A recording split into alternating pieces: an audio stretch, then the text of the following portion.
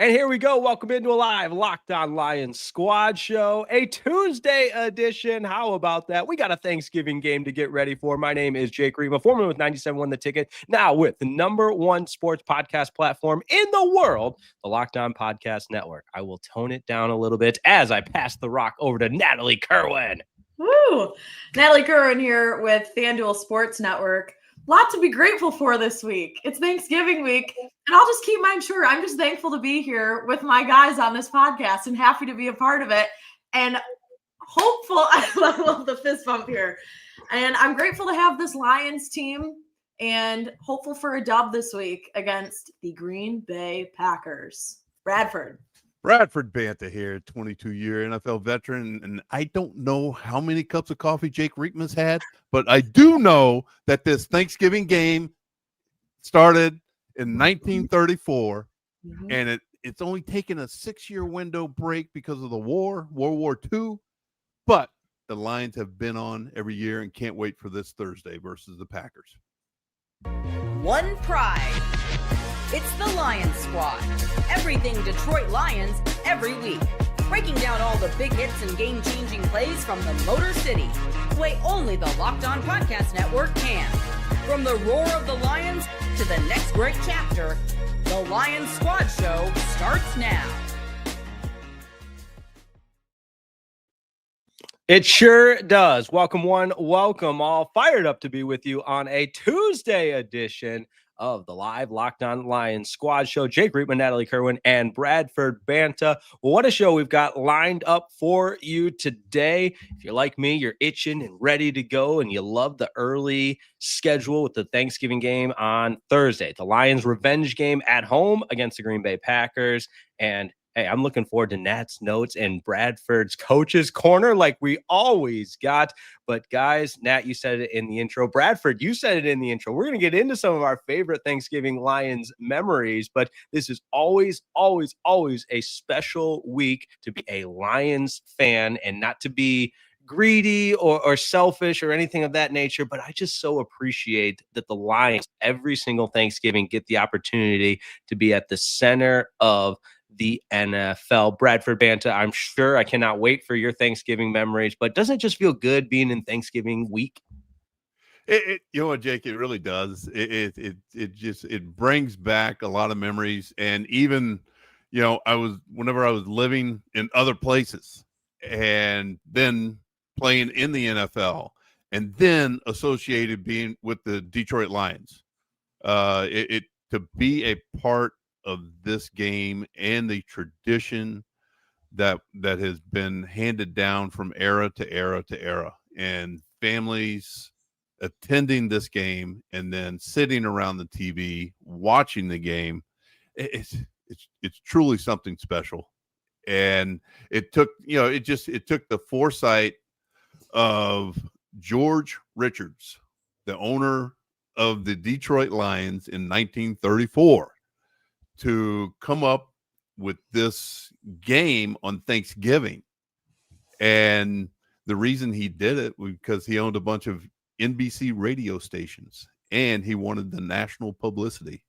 And it's been a mainstay ever since. And like I stated in the opening, since World War II, they took a 6-year break in World War II, but every year besides that, the Lions have been on Thanksgiving. There's our in-house historian giving us all the facts. Yeah. We've all got our roles. I'm loud coffee guy, Nat with the social media and pop culture references, and the historian Bradford Banta. It doesn't get any better. You got to love the game, man. You got to love the game. No doubt. You do. Seriously, I mean, just to echo everything you just said, how lucky are we that we get this every single year? Seriously, even through the ups and downs of the Lions not being so great for so many years, we still got to have a Thanksgiving game to take in every single year, which was incredible.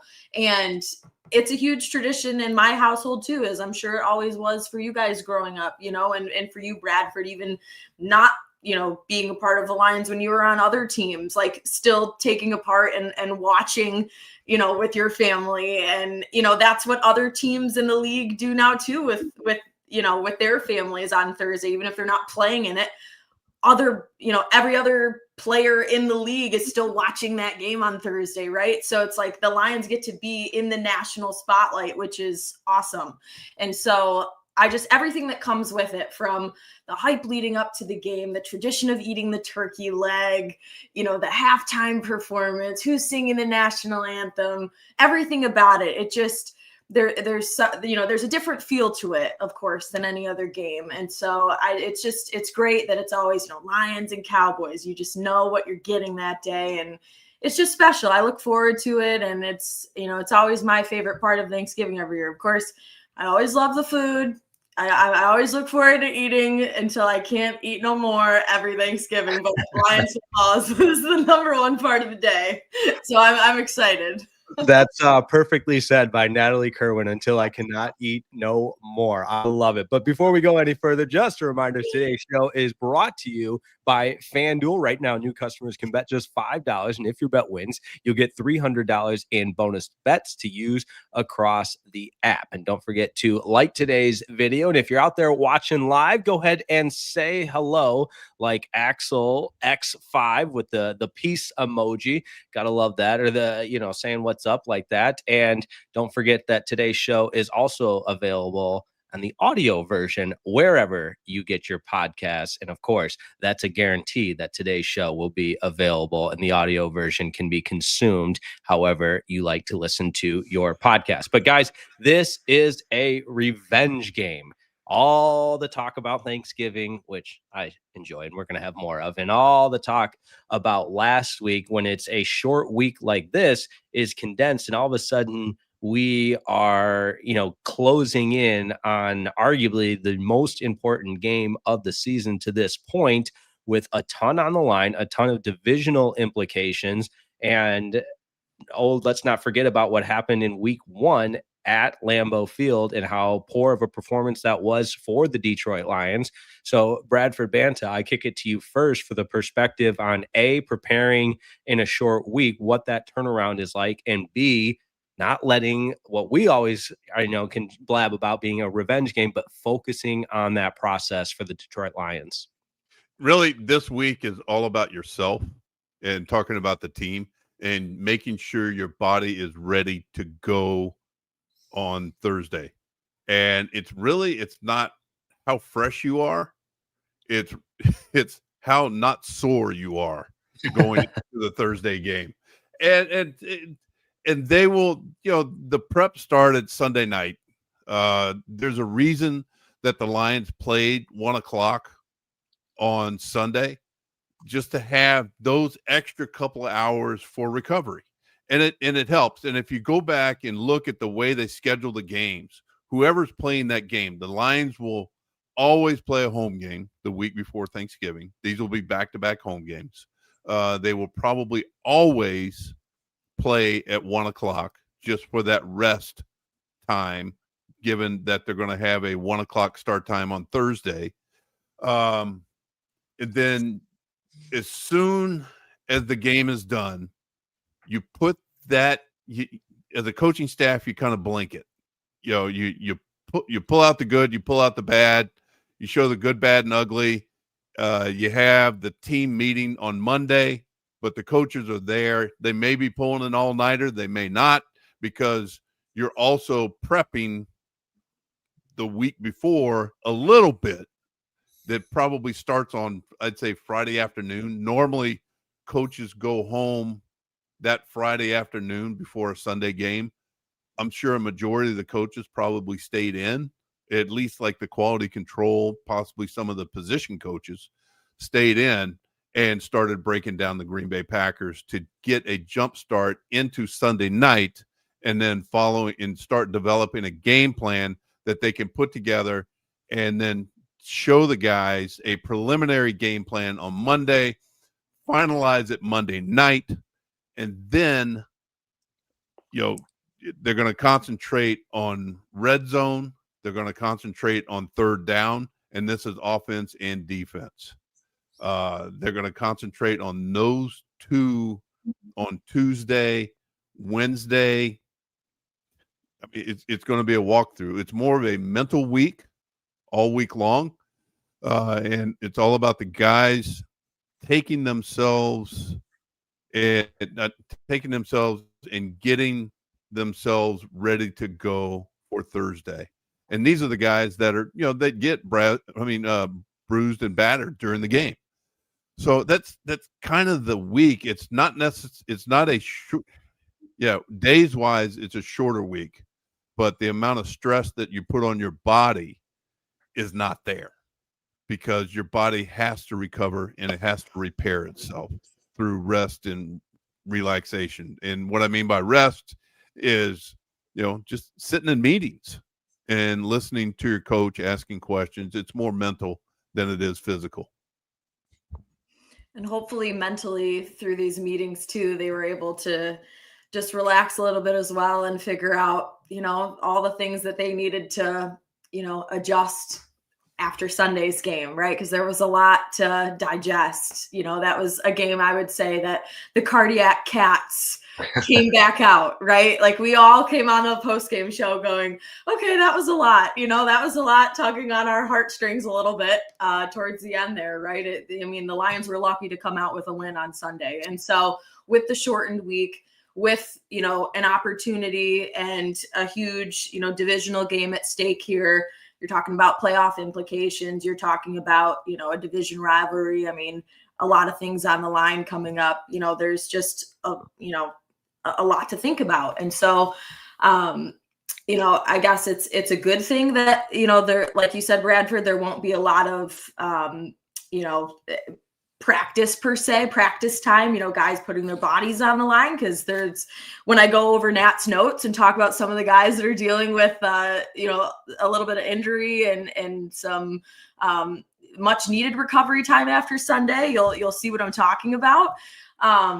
But yeah, Thursday's game is going to be huge. And, obviously, you feel happy about the win Sunday, but you also feel a little precautious after, letting up so many explosives against a backup quarterback and, against a team that's 2-9, it's a little, they did come out very lucky. So I know they're all feeling that way. The players after the game said that, and they know they have to just put that now, of course, in the rear view. They had to take, of course, like you always say, you have 24 hours and then the next day you start fresh, but gotta keep pushing forward at this point. So short week, move ahead. Here we go.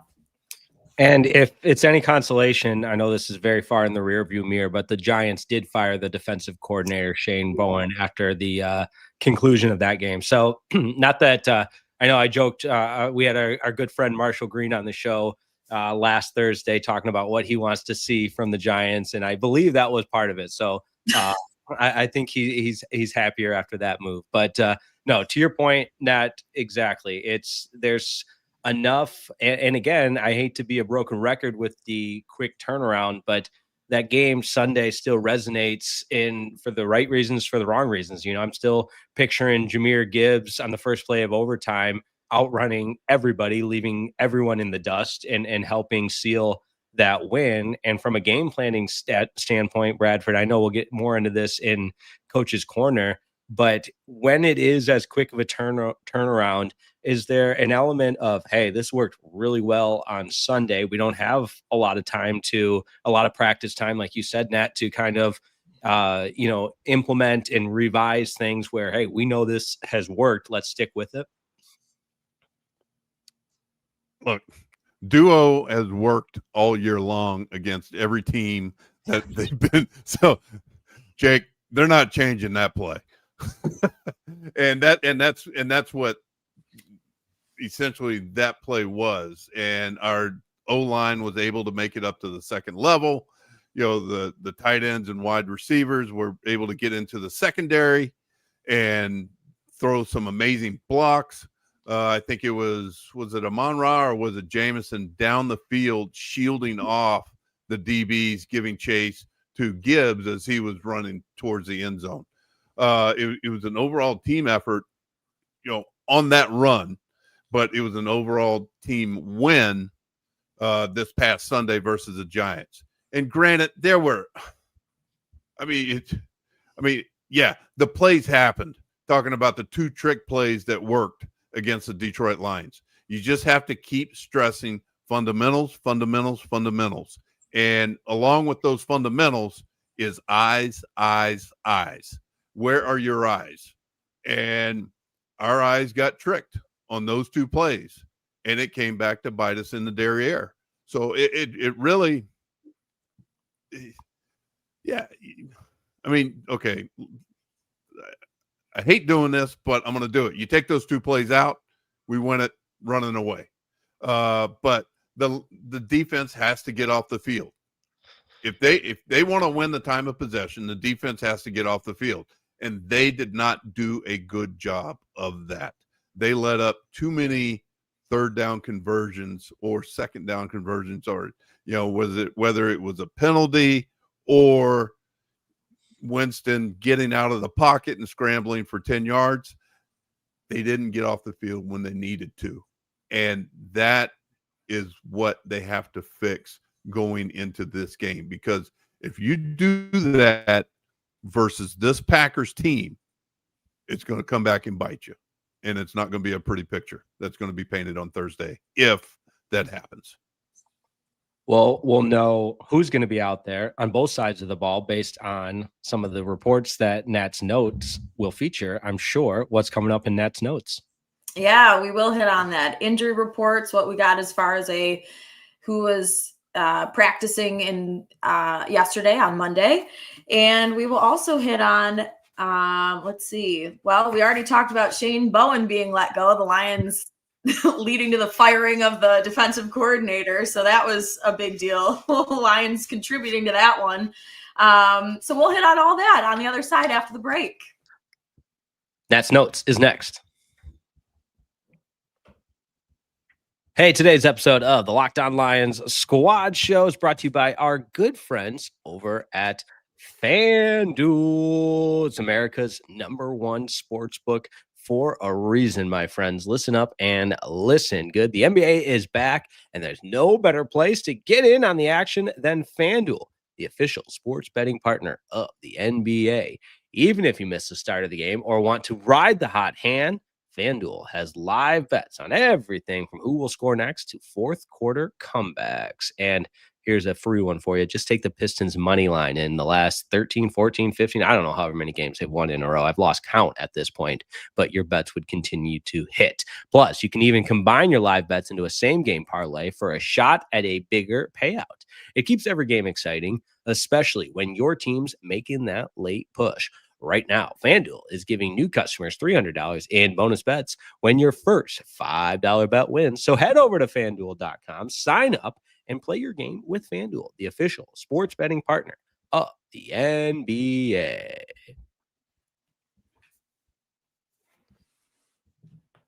Back with you on the #1 sports podcast platform, the Locked On Podcast Network. This is the Locked On Lions Squad Show. Jake Riepma, Natalie Kerwin, Bradford Banta.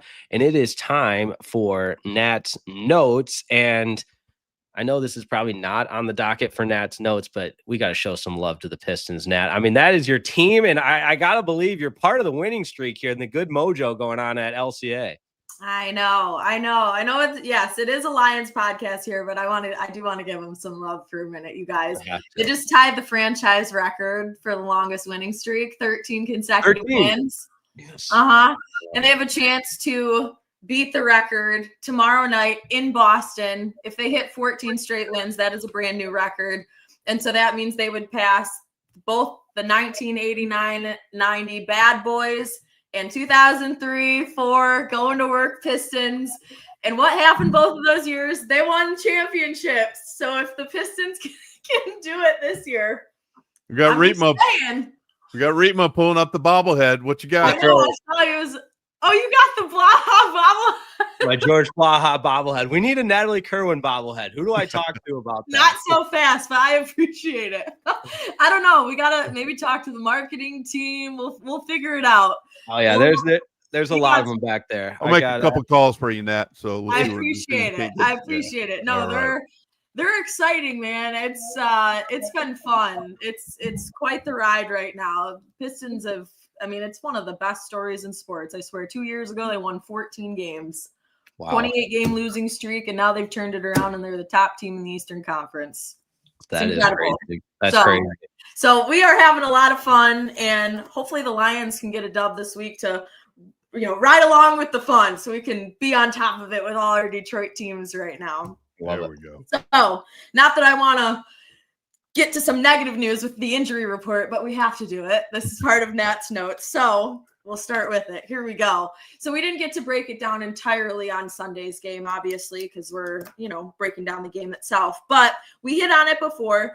Sam Laporta, likely done for the entire year after getting back surgery. So just before Sunday's game, Dan Campbell did come out saying it is very, very slim that he comes back at all this entire year. And so when you look at the injury report right now, Brock Wright, after Sunday's game, he took a big hit on the sidelines. He did finish the game, but as of right now, he did not practice yesterday. So a little bit of a concern, something to watch going into Thursday's game and something to keep monitoring. The Lions recently activated Khalil Dorsey, DJ Reed from injured reserve, which is great news. Terrion Arnold practiced a little bit, but in a limited role. Josh Pascal and Miles Frazier are in the final days of their injury windows, so we could be seeing them back on the field shortly.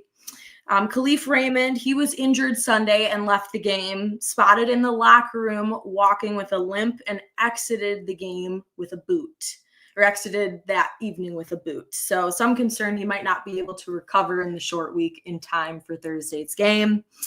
And then Graham Glasgow did not practice yesterday, along with Kirby Joseph, who is still recovering. So we hope to get him back as well. So that's what the injury report looks like as of right now. You guys, when I say all those names, obviously you don't like to hear all of that, but what's, I guess, the biggest name that stands out to you currently? What's your biggest cause of concern? What's the biggest light bulb alarm that flashes for you? I'll go first, just because I think there's plenty to unpack. And one of those things where, I knew the injury list was long, but it's like, oh my gosh, there's still more. There's more. Yeah. There's more. And I think I talk about this a lot.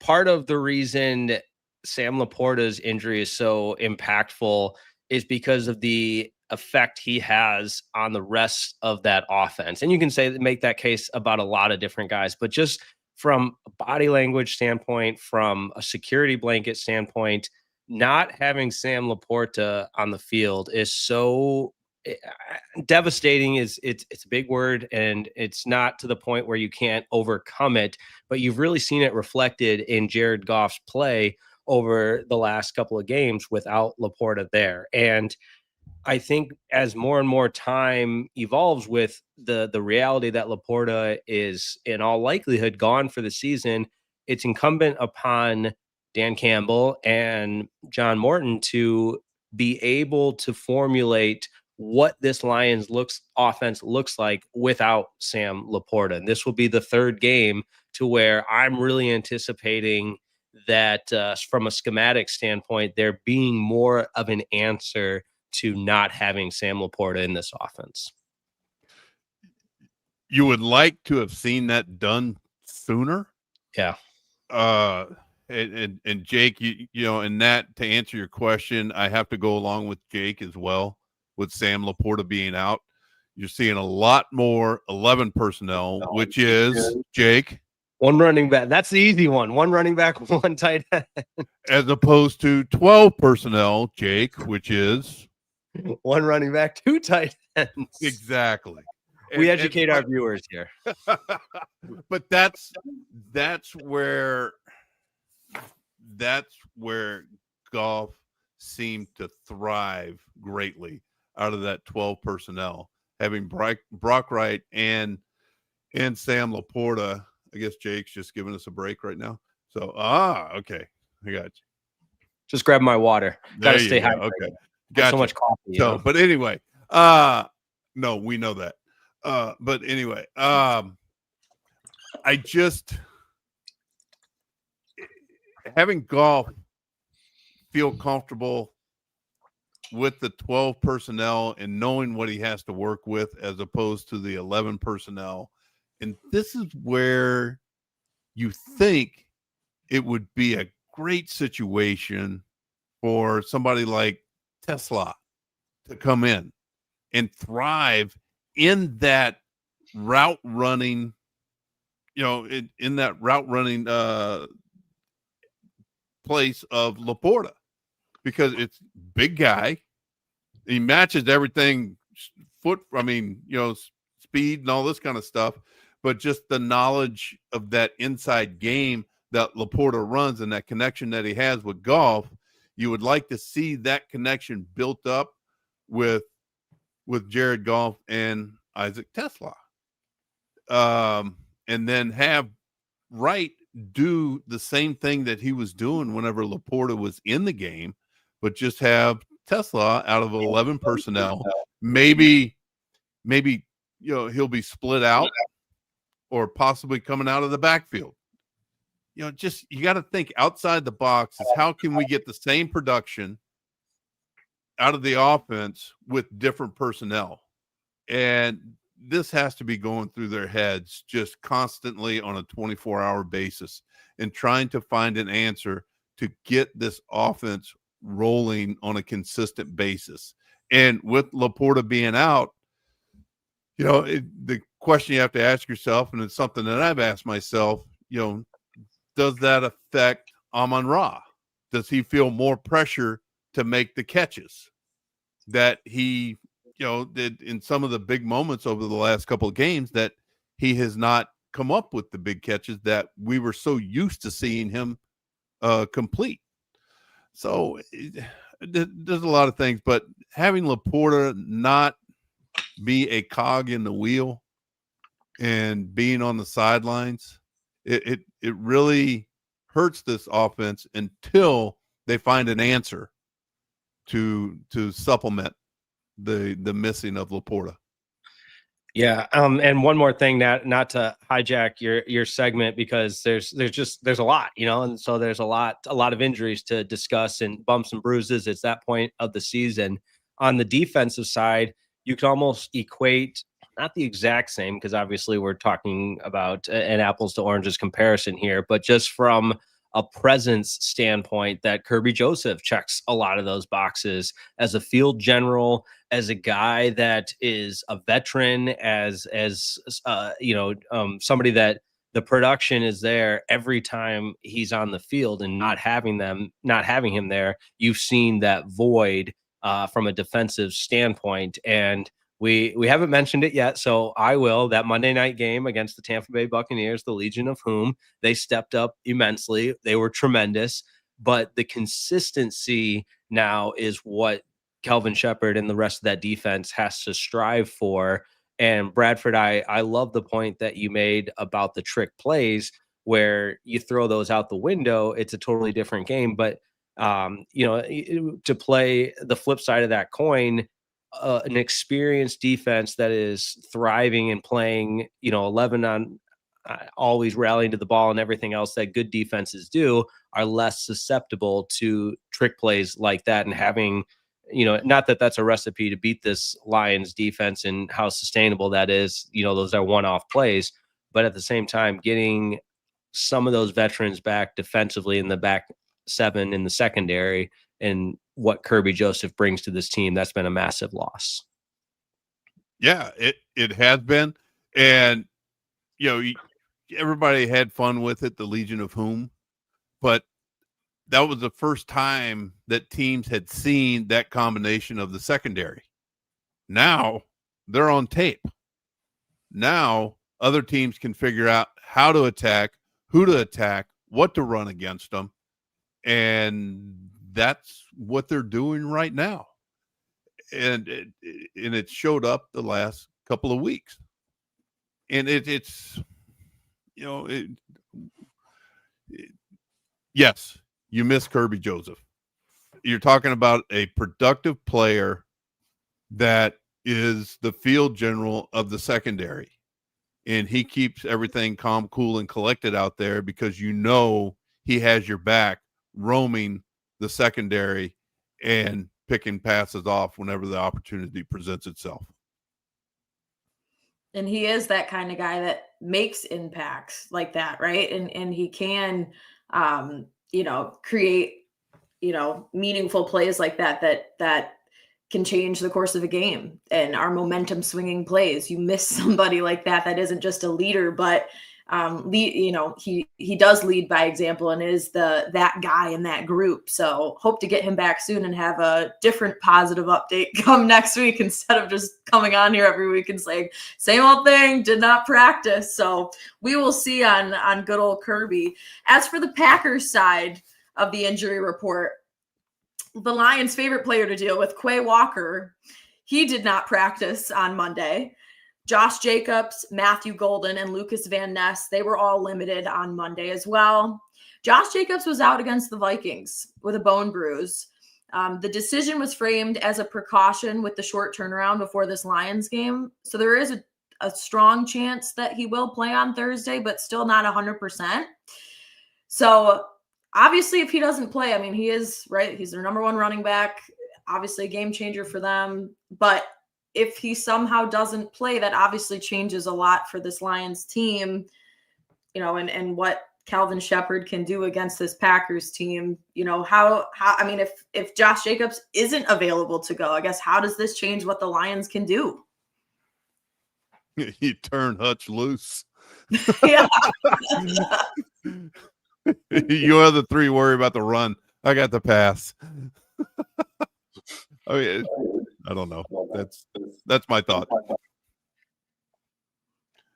I would agree with that, with the exception, though, that I saw a lot of discourse online, and again, where you go for all of your reasonable takes and explanations is the World Wide Web, and specifically Twitter, that were really questioning Hutch's production and the impact that he has had on the game so far this season. But I know that's like a flamethrower. Yes, yeah, fire torch. So I won't even touch it. I'm just saying it's out there. I'll touch it. Yeah.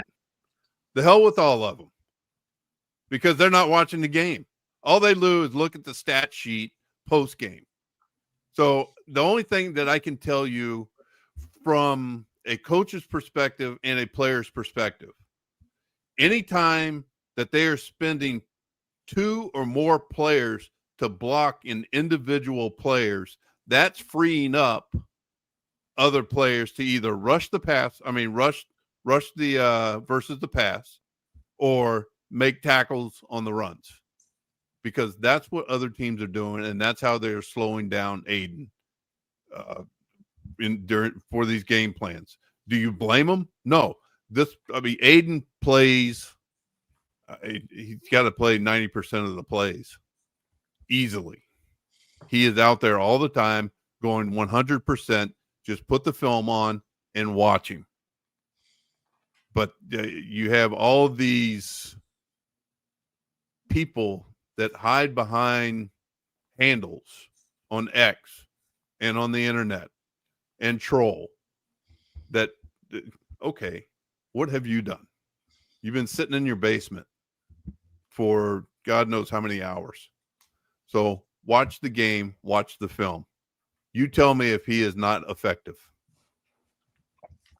Sorry. Yeah, I love it, and that's what makes the conversation so compelling. And Nat, again, we might as well dive into it. That's the beauty of the freedom of the live YouTube show. We don't have the commercials can wait. Commercials be damned. But the quote from the Giants right tackle after the game, I think, is absolutely worth highlighting now that it's come up organically. And Nat, I know you saw it, and I mean, that's a competitor that went against Aiden Hutchinson. I've got it pulled up, but Nat, do you have it? I mean, it is your segment here. Yeah, I do. Yeah. Jermaine Illuminor claims Hutch didn't do anything all game. Claims it was the only, the game-winning sack was the only thing he did all game. And I know you're going to get fired up with this, Bradford, but this is what he said after the game. He goes, how do I say this respectfully? He did not do a damn thing all effing game. He strikes me as the type of guy who would try to celebrate that one play, but for most of the day, I was on an island with him, and he didn't do anything. That's the exact quote. For him. Yeah, they ran away from him, and then they doubled with chips, or they tripled. So, yeah, you can say you were on it. Okay, yeah, you may have been on an island, but it was a populated island with New York Giant Blue having a majority of the population, and you only had one Honolulu Blue player on that island. So I would beg to differ. I normally don't. This is Locked On Lions Squad Show. I should totally be biased towards the Lions, which I think a majority of the time I am. But this is one time I got to put my foot down and be like, bro, I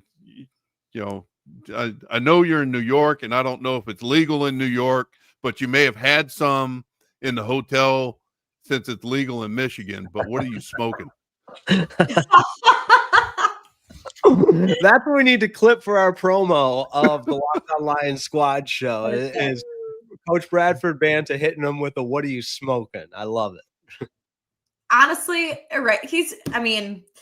Obviously he's frustrated. He gave up, biggest play of the game, right? So he's salty. He's gonna say what is on his mind, and he was caught at a bad moment after the game, post game in the locker room. So I don't know. I thought that was a heck of a quote from him. I was just going to say that is, and whether I agree with it or disagree, again, Locked On Lions Squad Show, this is what it is. Like, I disagree with the comment, but from a transparency and Nat, you're a big time reporter, MSU J school, you get the importance.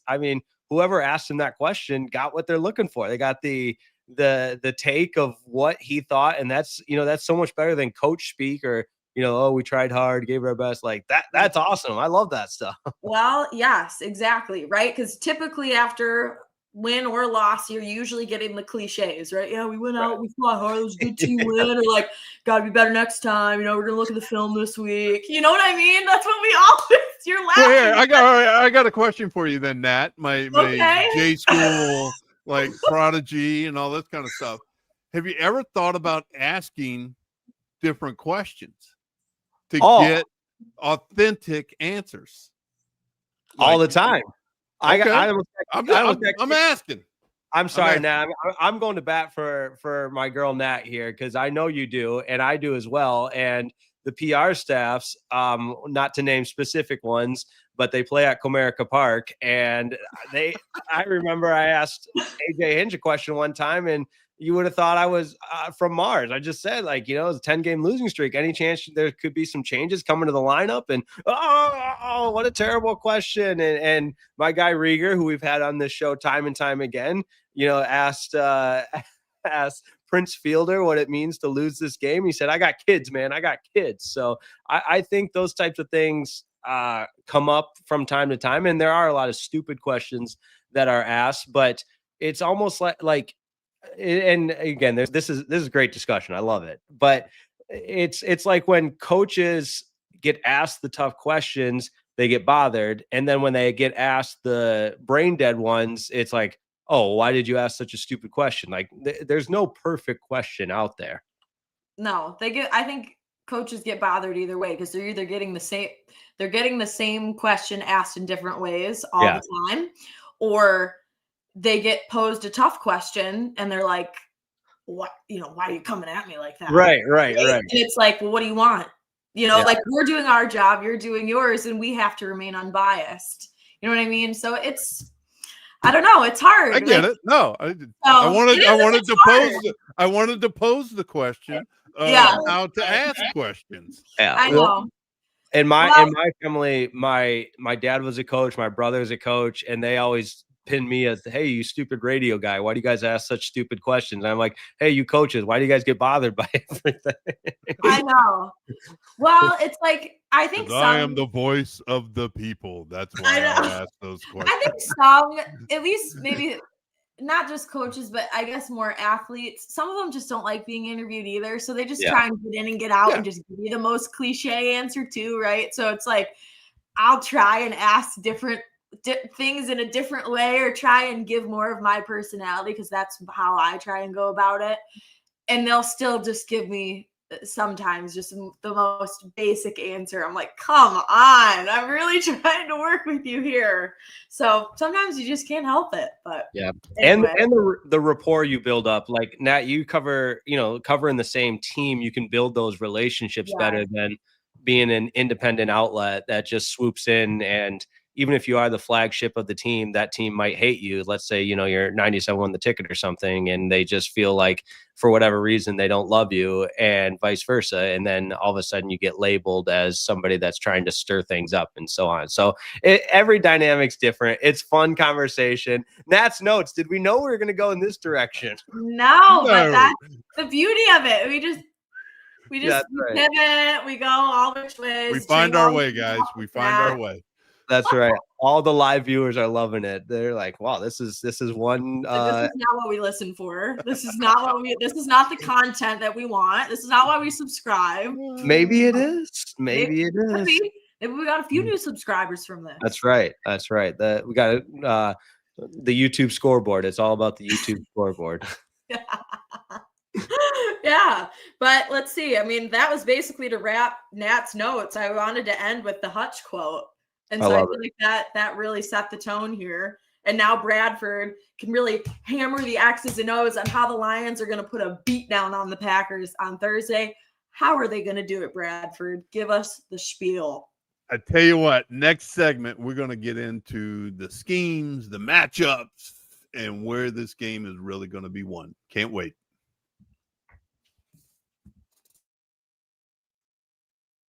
Today's show is brought to you by our friends over there at Peloton. Look, folks, it's time to break through the busiest time of the year with a brand new Peloton cross-training Tread Plus that's powered by Peloton IQ. It's Peloton's most elevated technology and equipment yet that gives you real-time guidance, and it gives you endless ways to move, whether you want to work out by yourself or if you want to work out with your favorite instructor, like my personal favorite, Alex Toussaint. He always gets me fired up to tackle the day. And the thing I like about Peloton, it helps me achieve more in less times. They have features that help you plan, stay motivated, track your progress, and Peloton IQ also provides personalized workout plans and recommendations. That's something that I use right now during the busiest time of the year covering the NFL. They plan my workouts for me based on my mood, my vibe, and also my favorite instructors. So make sure you check it out and use it, because it also helps you correct your form in real time, and it maximizes your reps. It counts your reps so that you can do it smarter, safer, and more efficient. Let yourself run, lift, flex, push, and go. Explore the new Peloton cross-training Tread Plus at onepeloton.com. Back with you on the live Locked On Lions Squad show, where you just never know what you're going to get from a Nat's Notes segment or from the coach's corner. It's the 20-year NFL veteran, Bradford Banta. I'm just trying to figure out whether we should run, flex, push, pull, going into this game, and it's got to all be on the Peloton. So here we go. Look, the playoffs have already started. The Packers are sitting at 7-3-1. They're in the wild card picture. If the playoffs started today, the Lions would be out. They would not be in the playoffs. So is this game important? Doggone right it is. I mean, it's HE double hockey sticks, yes. So it's very important. The Lions know it. The Packers know it. The Packers essentially have a half-game lead over the Lions, but they also hold the tiebreaker with the victory that they had the first game of the year. Because the Packers are sitting at 7-3-1, and the Packers are sitting at 7-4. And then I would say,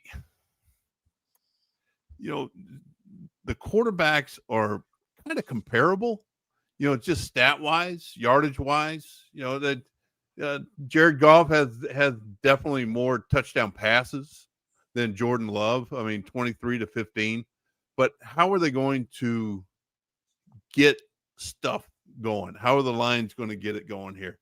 Because the Packers defense is stingy.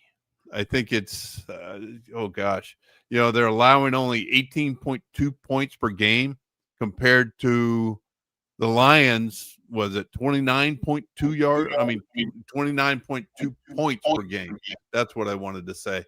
And, something's going to have to give here in a couple days, and we're going to figure out. And I want the Lions you always want them to start fast, but the key to them starting fast is just getting Goff in a rhythm and completing those quick passes and getting the run game going.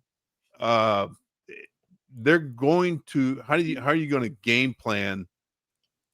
If you're going to be attacking Green Bay, it's going to, just like we covered in earlier segments, it's going to be a heavy 11 personnel type game, but you're going to be motioning the wide receivers and possibly Gibbs out of the backfield, trying to figure out what kind of defense, whether it's going to be, or what type of zone, what type of man scheme they're going to be running on the back end. I'm willing to say that if you start in the run game with the wide zone and gap schemes, you're going to find some holes, because you're going to be leading up with possibly a Penei Sewell, Tate Ratledge, and possibly even Amon Ra coming around and leading up into the meat of the Packers defense and trying to develop holes, something similar to what they did whenever Gibbs broke the game-winning touchdown versus the New York Giants just this past Sunday. You're going to have the deep crossers off of the run looks. And what does that include? You always have number 14, Amon Ra. You have to get Brock Wright involved some way, somehow. I could see them possibly keeping him in and then releasing the running backs. So you still have a 6-man protection scheme, just to take advantage of the speed and shiftiness of the running backs if you can get the ball into their hands early. And then you hate to say this, but with J-Mo, he's got to be able to find just the soft spot in the zone defense to where he can, oh God, to where he can just hug that ball in and then either do that or just get him the ball quickly and just let his speed take over. Because whenever he had, his touchdowns, whenever he gets the ball in his hands quickly, he does some damage. Mm-hmm.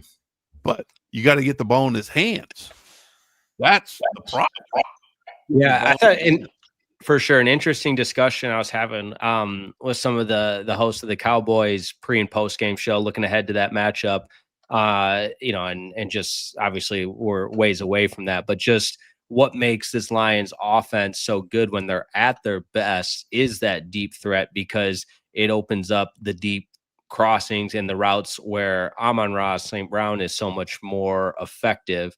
And, we say it time and time again, but again, from a outsider's perspective, they were asking what's going on with J-Mo this past game, and I said exactly that. He's got characteristics that you just can't teach or coach, just game-changing speed. But the challenge this year, and really you could make the case for his entire career, has just been finding consistent, effective ways to get him the ball in space. They are. Jake, they are. They're not getting him the ball in space. They didn't get him the ball in space against the Giants. These right here, not this, not catching the ball with your body. Oh, yeah. Well, that's the ball with your hands. Yeah, that's a J-Mo issue. That's not a scheme issue. Okay. No, they get him the ball. They targeted him, 3 times this past game. There's only so many times you can go to the well. And he was 0 for 3 this past game. Prior to that, the game before, they targeted him a few times. Fortunately, or if he were to get into the end zone this coming Thursday, hopefully one of his teammates will tackle him before he makes his way over to the goalpost. Right. To get a personal foul to where you're kicking off from the 20, or you're kicking a 48-yard extra point. It's just okay. But anyway, there's I don't know. I get fired up about it. That's good. No, believe me, I get it. And I want to see him do well, but I want to see him improve. You want to see him as an ascending player. Right. And he's in his fourth year? Yeah, because he got the contract. So he has to be. Otherwise, it's a bad investment. Yeah, well, no kidding. So, but you want to see him ascend. And we saw the ascension from first year to second year, and we thought this year was going to be, he was going to take that next step because he has good players to learn from. You have Amon-Ra in that room with him. You have Jared Goff, who feeds him the ball. You have David Montgomery. You have Jahmyr Gibbs, who Jahmyr is learning from David Montgomery. But all these skill players, as we like to put it, that he can learn from, and what kind of drills can he do, and what kind of work ethic does he need to put in? Is he doing that? That's a question I don't have an answer for, but I want to see him ascend. And obviously he was doing some ascending, or they would not have given him the new contract. No, 100%. I think, like, again, varying opinions is good, and it's part of the conversation. I think we're more on the same page with this than not, in that my only thing was, and you're saying the same thing, when a player has that potential, he has to be a part of the game plan, and he is. And if I'm hearing you correctly, some of the shortcomings he's shown with the drops and not catching the ball with his hands and so on and so forth, that limits the ability to incorporate him to the game plan at the rate at which me, or other fans might say, hey, we got a player with game-changing speed. Why is he not more a part of the offensive game plan when there's certain shortcomings that prevent him from being as impactful as he could be? God, thanks for clarifying. That put it perfectly how I wanted it. But you say play with game-changing speed, then go put him out at gunner on punt team. Hey, go put him on kickoff coverage. That turned around the Cowboys-Eagles game. The Cowboys don't win that game without the play made by the gunner there that turned it over, and the Cowboys win just like that. So we know the importance of special teams. Maybe J-Mo's meant to be the highest paid gunner in the league. I kid. Nat, what do you think? Highest paid gunner in the league? Yep. I'm just sitting here in the middle of the rows and just watching the Thorns go at it right now. I'm just here to keep you two not arguing on the same page. No, you guys can have it's kind of nice having two different. I mean, you guys really are on the same. We're on the same wavelength. We're just saying it. You are. We're saying two different things, but you're seeing it from the same perspective. Yeah, that was that articulating and summarizing. That was that Northwestern journalist. It was. You put it. You were reading what Bradford wanted to say. And it came out perfectly. Go Cats, baby. Go Cats. Okay, right on. Yeah. Yeah. All right. We got one more segment, right? We got one more segment. All right, let's do our best Thanksgiving memories on the other side of this break, which is a short one. Don't go anywhere. Locked On Lions Squad Show.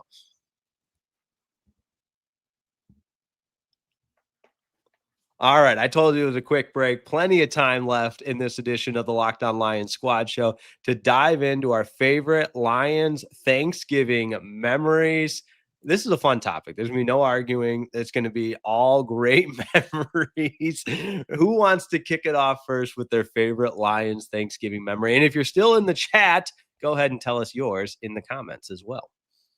Nat, I think Bradford should go. No, Nat, the stage is yours. The stage is mine? The stage is yours. Yes. My favorite Thanksgiving memory. So this is my favorite Lions Thanksgiving memory that I've watched. Yes, I'll start and I'll give you guys my example here, unless you got one, because I've got one clear as day. One of those formative memories as a kid: Pontiac Silverdome, Thanksgiving Day, Lions Steelers. Game goes to overtime. Jerome Bettis, Detroit native, has confusion with the coin toss, claims he called heads, tails, whatever it was. Lions get the ball. Jason Hanson drills a game-winning field goal. In those days, it was sudden death overtime. I just remember being wide-eyed as a kid in my Lions starter jacket, which those have come back in style, by the way. Now they're a hot ticket item. You know, the starter jacket with the starter star and the big Lions logo on the back. I had one then, the original one, when I was just a young kid, and the Pontiac Silverdome with the doors. What do you call the doors that just go around and around the roundabout doors, basically, for the dome? They have a name, but yeah, they do.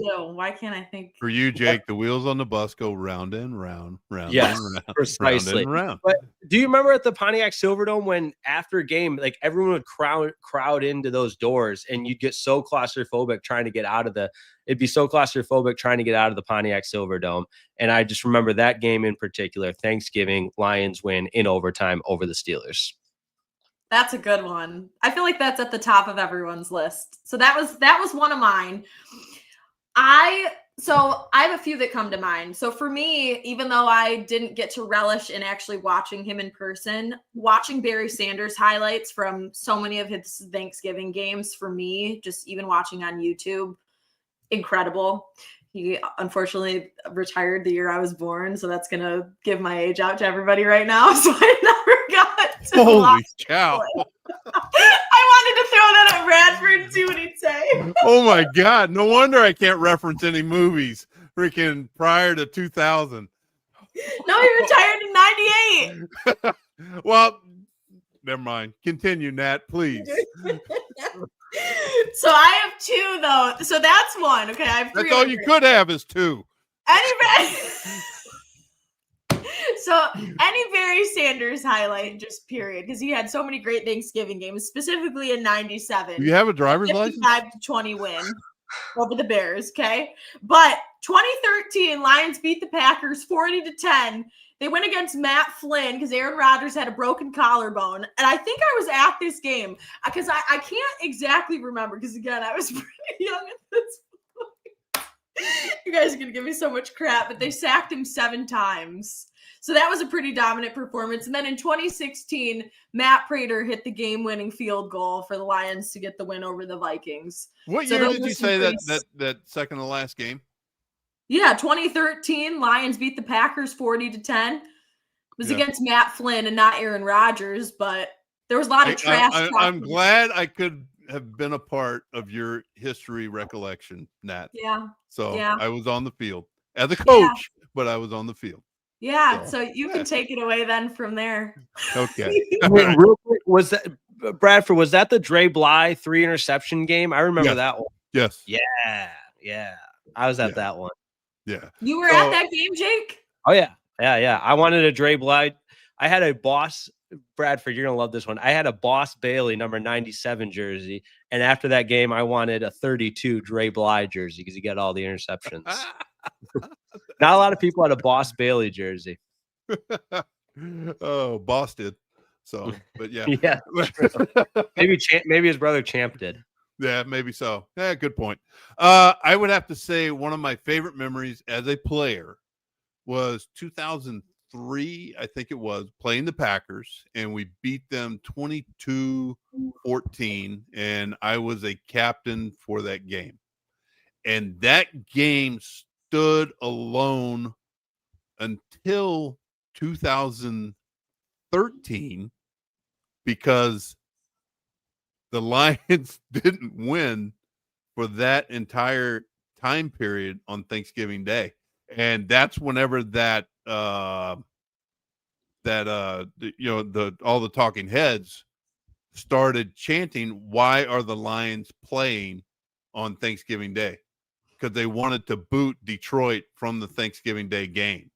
And the league said no, just out of tradition.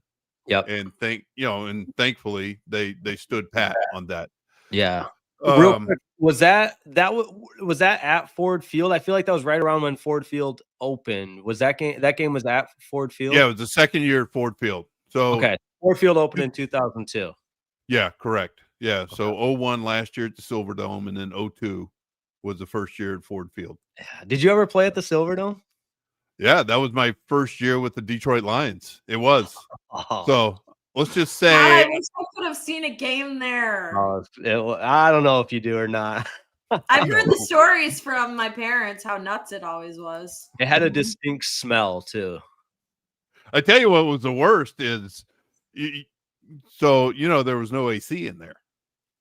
So you get those August days, and the day after a preseason game, and whenever they clean it, I don't know if you realize this, but whenever they clean it, they start in the top row and basically take a fire hose each row, and they just wash everything down. And there's grates at field level that all that water comes down to. And that's, yeah.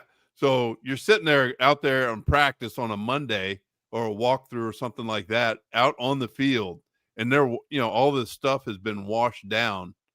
As I said, all this stuff has been washed down, and it's sitting there in those grates, and you're just like, God, it stinks, because it becomes like a greenhouse because there's no AC in there, and then you have some of the hot August days, and just that with all the water that's being sprayed, with the humidity level being up. But here's another thing is, we always used to joke, one of my former teammates and one of my roommate during training camp, we would always used to joke at the Silverdome, we would play inside Corey Schlesinger's helmet just because his head was so big. It just felt like you were playing inside his helmet. That's incredible. I want to do an entire episode, or maybe 2 or 3, maybe all 4 segments devoted to Bradford's stories from playing in the league at the Silverdome, in Indianapolis, and everywhere else, and just story time. We're gonna include. I don't have any. Yeah, right. I know that's not true. But man, this has been awesome. I know we're a little bit over time, but what a fun show. And not the only show of the week, gang. We got a little Locked On Lions post-game edition on Thanksgiving. So real quick, rapid fire. Nat, we'll do a little final thoughts, final score predictions, all that good stuff. Okay. Obviously, a big game on the line. I think the Lions hopefully will get it together this week. Time to sit together and go over just what went wrong on Sunday, what needs to get right before Thursday. It's obviously they have an opportunity to be on national TV. They know what this game means. They know what point of the season it is, and they know what they have to do. Simple as that. And so I'm looking forward to Thursday. My score prediction, let's see. I'm going to go with, I think it'll be close. I'll say 28-24 Lions. I like it.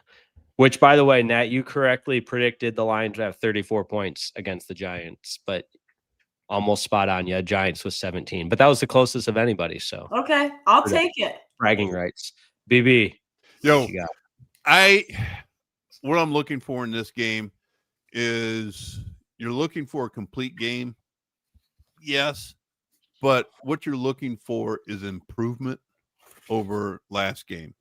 And can the Lions start to find, come out of this game with a victory and then start to find their mojo heading into the latter half of the season? That's what I'm going to be looking for. And with that, I'm going to say 31-30 Lions. Yeah, back to the 31-30. There we go. Yeah, bringing it back. I knew he would at some point. That's right. You got to 31-30. Listen, I think the Lions had the edge at home. I think they're going to learn from week 1. I think they're going to learn from the tape from last Sunday, put it all together. One of those statement wins under Dan Campbell. But give me the Lions 27-17 over the Packers. And give me all of the sweet potato pie. That's my favorite go-to for like the mashed sweet potatoes all together, not actually the pie though. That's my favorite Thanksgiving food item. What's your guys's? I like green bean casserole. Oh yeah. It Yeah. tastes better on Thanksgiving. It's not an everyday kind of thing, but on Thanksgiving it hits. Yep. Either fried turkey or pecan pie. Ooh, there you go. All right.